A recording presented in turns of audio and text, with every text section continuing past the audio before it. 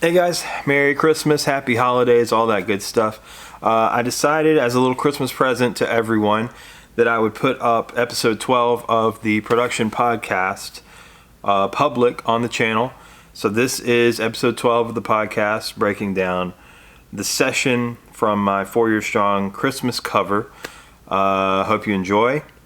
And if you want more, there are plenty more episodes on my Patreon, which is linked down in the description. Thank you. It's the Alexander Melton songwriting, production, recording, and discussion podcast, episode 12. Hey guys, episode 12, maybe 12. Hey, it's Alex here. I'm in a new space right now, just temporarily. This is my work setup. I moved into the hallway. I've got some nice natural light coming in from the window. I've got a little practical behind me. It's a vibe. We're gonna rock like this. My boss just decided he was taking the last 2 days of work before our Christmas starts, our Christmas break. He's gonna take that off. He said, "I'll see y'all next year. Have fun.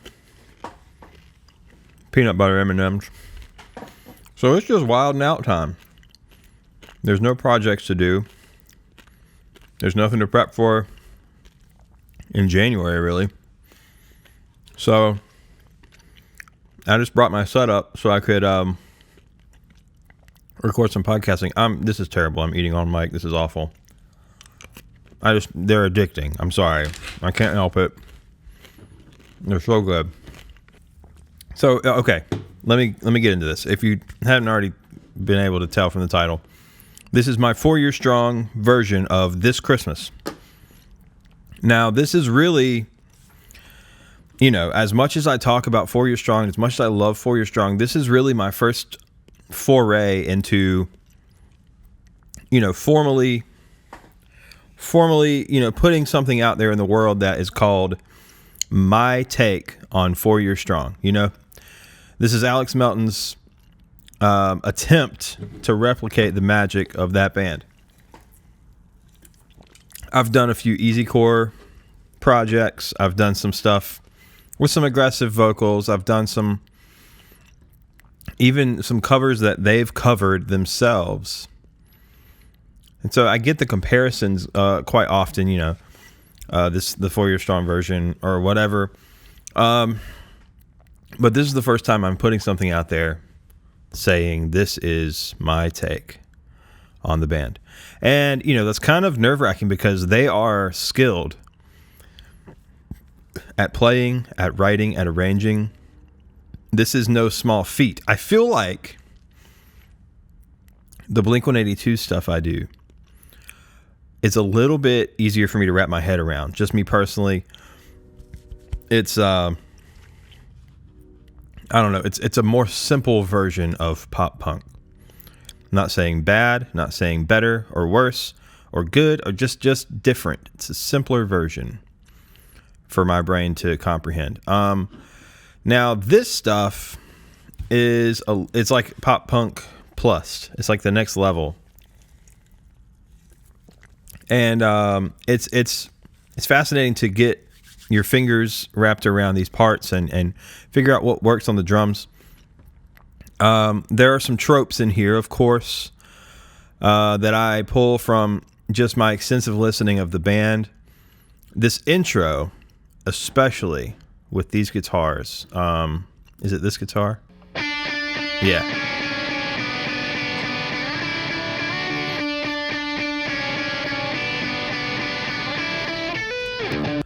So that's like pulled right from one of their songs. I think it's that they play in D standard, which I went ahead and tuned my guitar to D standard so I could really replicate their parts.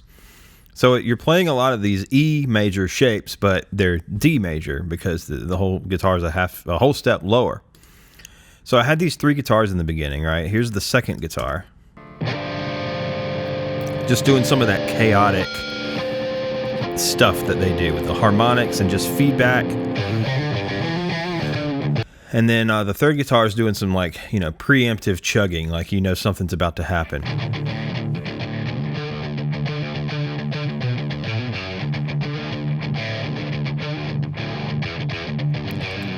So all these guitars are kind of, they encapsulate this chaotic energy that is a 4 Year Strong song. And the bass.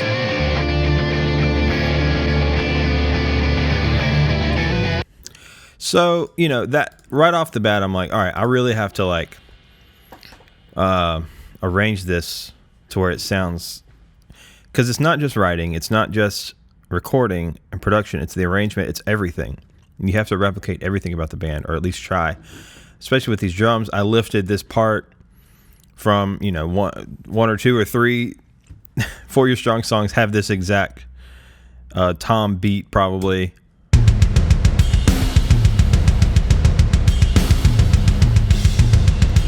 So you put all that together, and it really kind of sets it off.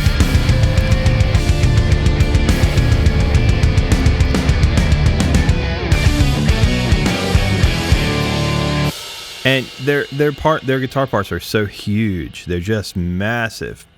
And I tried to replicate that a little bit here. We start to double things once we get into this main instrumental. And I probably could have even gone a little bit harder on the gain. But I tend to, whatever gain you think sounds right to you, I tend to roll that off about 2 clicks.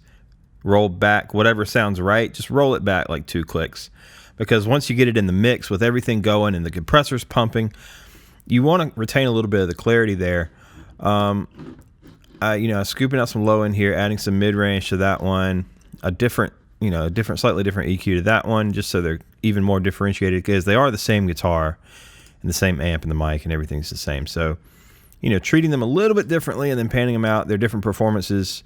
And then this lead part is boosting the highs a little bit.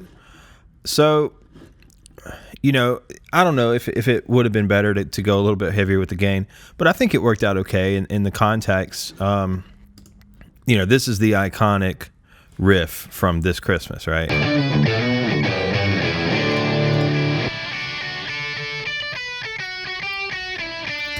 So I had that in the intro, and so I felt like I needed an octave below it.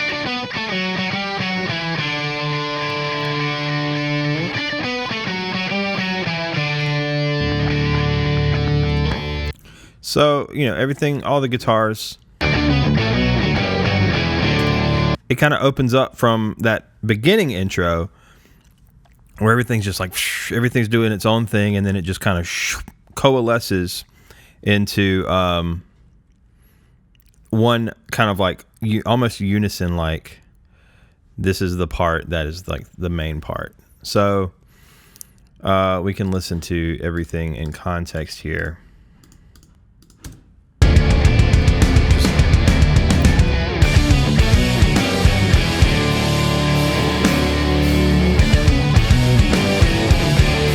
And, it just kind of glues it all together right there at that moment. It's a really big payoff.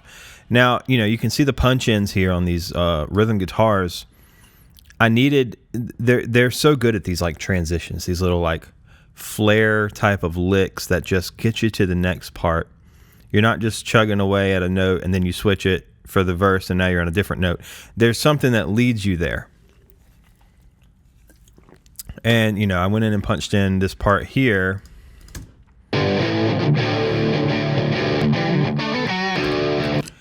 Just, a little harmonized riff. They do that a lot. They get like, straight runs and then these little pull-off things. And I tried to channel that writing style for that part. And then you get into the verse, where we start the vocals. Now, they're dual vocalists. They're both pretty prominent in most of the songs. Like, it's not like one has the main vocal a lot of time. It's they'll switch off. So I did that here, and obviously it's just me doing this, and I tried as best as I could to kind of replicate the stylings of each one. I started with Alan's part, where he's a little less refined, I would say, and not in a bad way at all. Alan just has this smooth quality, or Dan just has this smooth quality to his voice that's especially prevalent on that first record, where it almost sounds a little sweeter, but then Alan has this charming roughness about him. So I tried to kind of go in that direction for each part. So you start with Alan. Hang all the mistletoe, I'm gonna get to know you better this Christmas. Then you got Dan, that I tried to deliver it in a different way. And as we trim the tree, how much fun it's gonna be together this Christmas. So there's 4 total vocal tracks here. There's one where Alan is the lead. Then there's one where Alan is doing the harmony. And I treated them slightly differently because, one needs to be at the forefront and the other one's a little bit behind, but not too far behind, actually. They stay pretty close to each other. It's not like the harmony just kind of buries itself behind the lead. They're kind of dueling vocalists in that way. So anytime there was a part that Alan sang lead and Dan did harmonies, Dan would be on this harmony track. So you get these. This Christmas. And that's very important. Like, those harmonies are very integral to the band and to their style, especially in the last couple of records. So, you get through that and you still have these like half-timey drums where they kind of cut out for a minute. Guitars get lower.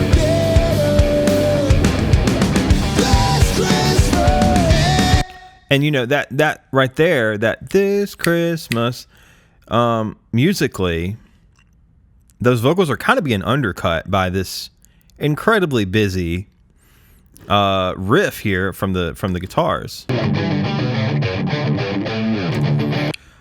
Even the drums are kind of doing like, it's insane. Like, you would never arrange a song like that for a Christmas song, at least. And I kind of played around with that for a while, where I was like, should I just like kind of hit the chords and let that moment just be bam, bam, bam? Or can I really play up what makes, because a good impression almost goes a little overboard on the nuanced things. You really want to hammer it home that this is kind of like an impression. This is what they do in their other work, and how do I translate it to this? So I decided at the end that even though it is pretty fucking busy right there, I was like, you know what, that's kind of part of it, and that's fine. So I don't know if you guys, yeah, you can. I have no idea how to make that stop. Let's see. Do not disturb. Okay, I turned on Do Not Disturb. Cool. There we go. All right. And then we move on to the next part. Picking up the pace.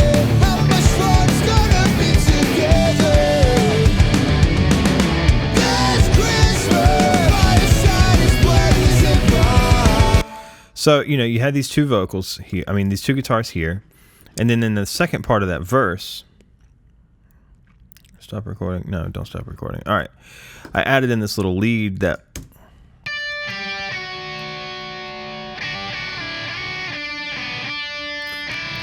kind of recalls the very beginning where I had that... It's just something that I think they would do. I don't know. It sounded cool. I needed something to spice up that B part. It's got this like really kind of almost epic quality to it.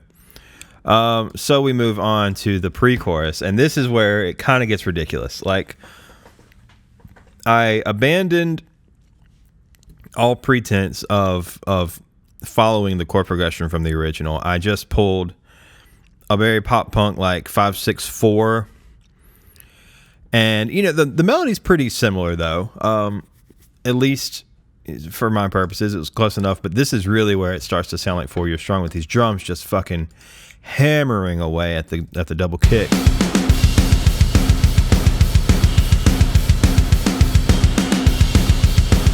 So you get this this really cool pull off area here.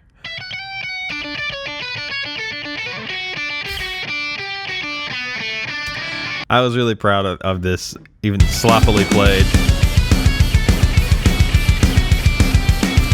Again, just this virtuosity to their writing that it needs to just go extra.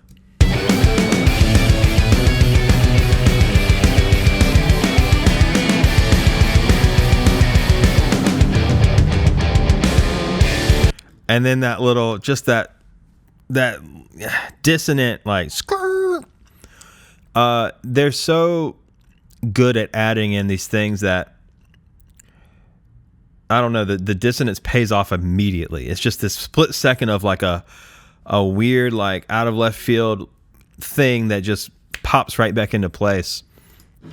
And this is really just a love letter to 4 Years Strong at this point. This whole podcast is me explaining why I love this band so much. So, you get it, the context of the vocals, and it is...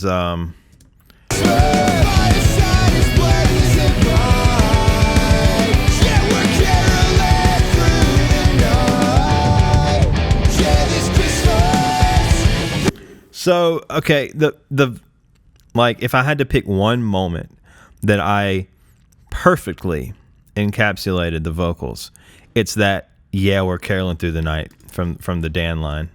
Yeah, we're caroling through the night. Especially with the harmony. Yeah, we're caroling through the night. I think that is the epitome of that band's delivery. It's just a little bit raw, but it's got this polish to it, and it's aggressive, but it's pretty. It's just perfect. I don't know. It's I love that part, and it just, in the context of everything, with that little picky pull off guitar part and the double kick, it just sounds like 4 Years Strong.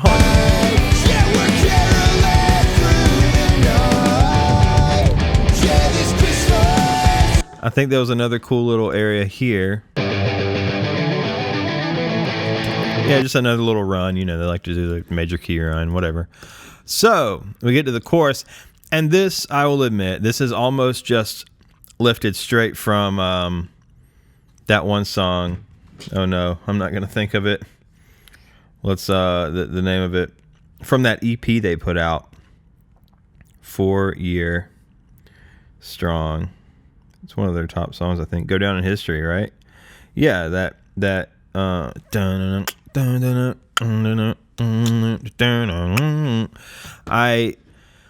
it's just a 1-5-4. I just lifted it straight from, that song.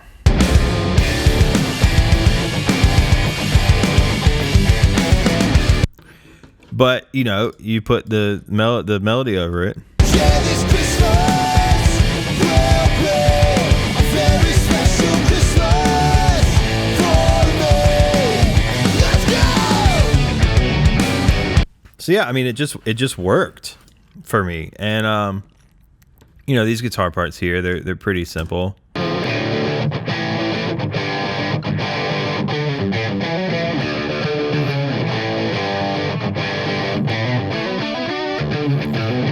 That last little part.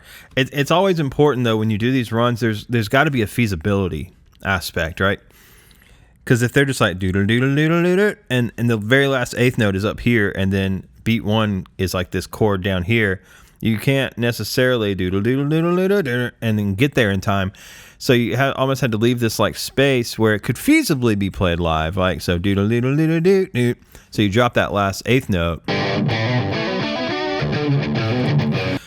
Just small things like that make the transitions that much more cohesive. And then they get the lead part. What was the lead part doing in the chorus?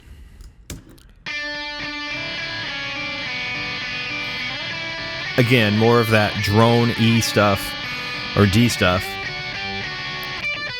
Yeah. So, and then it goes back to that other part again.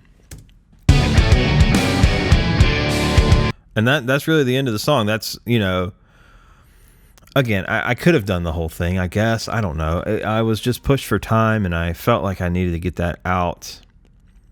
And I was still recovering from surgery. And this was the first day that I had tried singing in over a week, because, I had 6 teeth pulled, and there was a lot going on in here. And I was, on the medication for several days. I was just laid up in bed, couldn't really do anything. That medicine made me feel kind of crappy.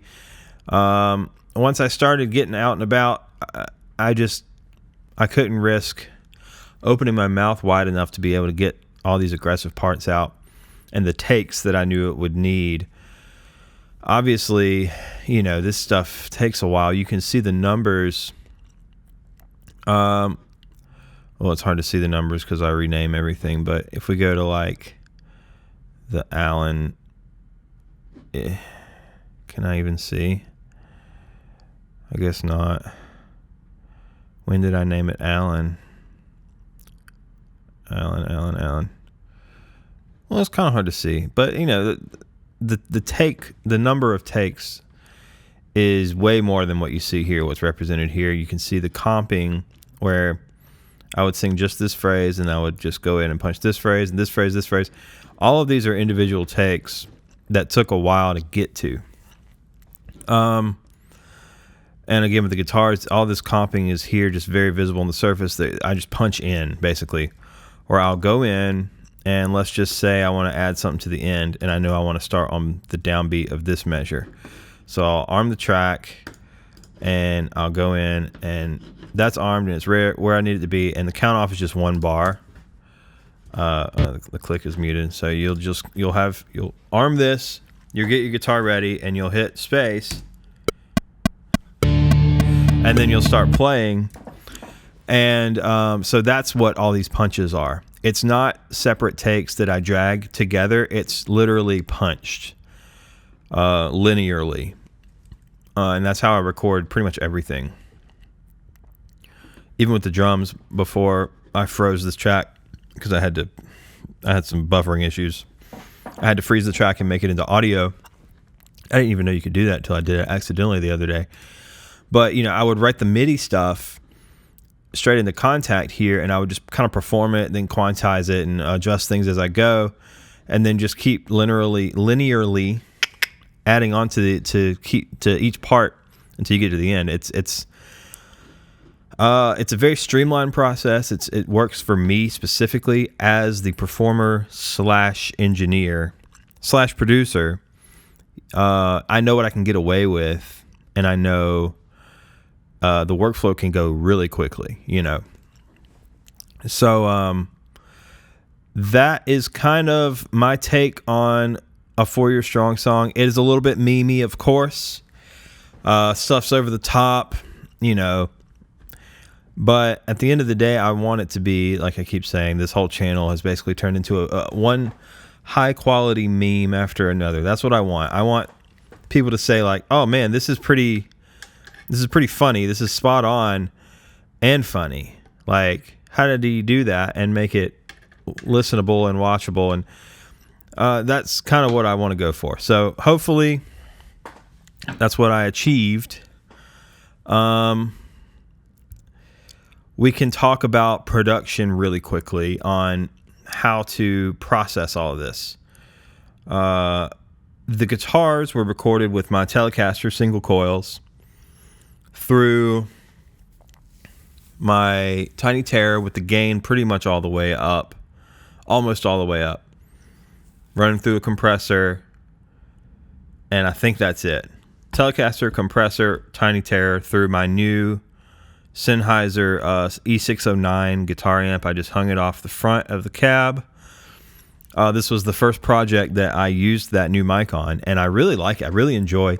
It's not terribly different from the 57 I was using before. I will be honest. It's not terribly different, but it's got a different frequency response, very slightly, that I think I favor. It could be, what's it called? where you buy something and you want it to work in your brain, so you hear it working, right? At the very least, it gives me tonal options because I can record both mics, right, at the same time and then pick in post which one I like better for specific applications. So I went through that E609 into my new JHS color box. Now, I'm still figuring out this color box, but basically what I'm using it as is an outboard preamp. It's supposed to have, a lot of the circuitry of like a Neve console strip, right?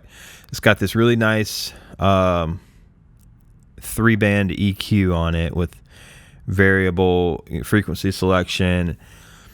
It's got so many stages of gain.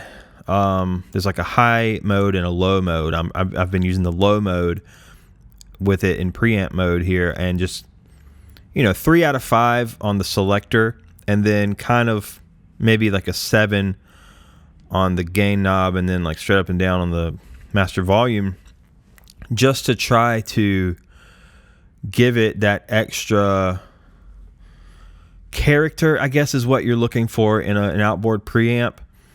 And I think I can hear a difference. Again, I'm really trying to come from this objectively and not just say like, I bought this new preamp, therefore it sounds better on everything. I did use it on vocals.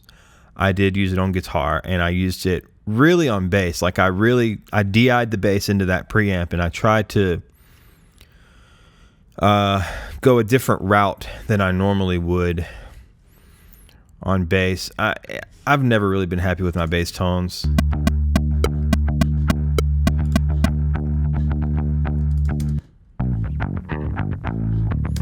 I guess it's fine. It's workable, but like I have like a $200 bass. It's not really gonna blow me away ever, I don't think, until I upgrade to a better bass. Especially because I tuned it down again. They're playing in D standard, and I don't know. The bass is just there because I have to have those low frequencies represented. But that's something I can look forward to maybe this coming year is upgrading my bass game. Anyway, I think that's really all I need to touch on. As far as harmonies here, arrangement-wise, they're probably mostly just major thirds above. Nothing too fancy. Yeah, that's pretty much it. There's nothing crazy going on there. So, hope this was insightful and interesting.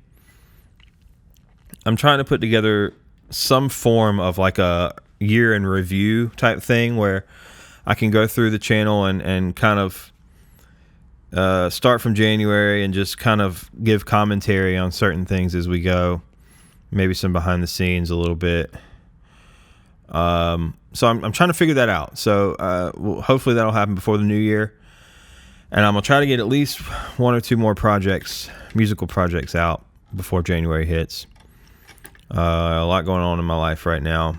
And we're trying to get it all sorted. So thanks for bearing with me. I hope you enjoy the podcast. These stems will be up for the tier that applies to. And we'll catch you next time.